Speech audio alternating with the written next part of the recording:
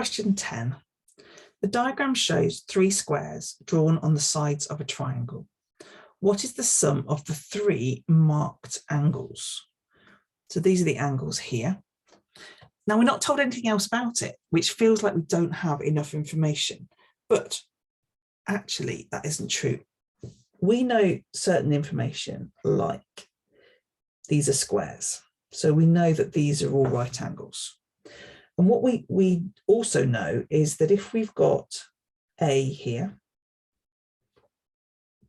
and we've got B here, and we've got C here, we know that we can add A plus B plus C to make 180.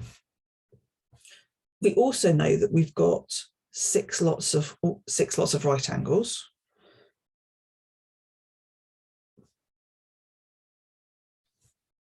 So if I add those two together,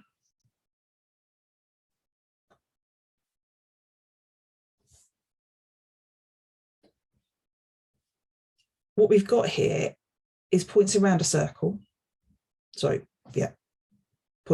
angles around a point, angles around a point, angles around a point. I have three lots of those.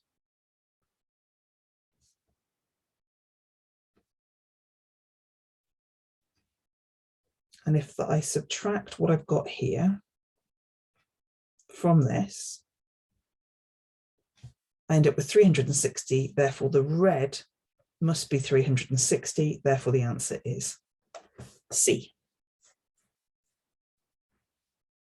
So I labelled these angles inside and knew that the angles inside there must equal 180.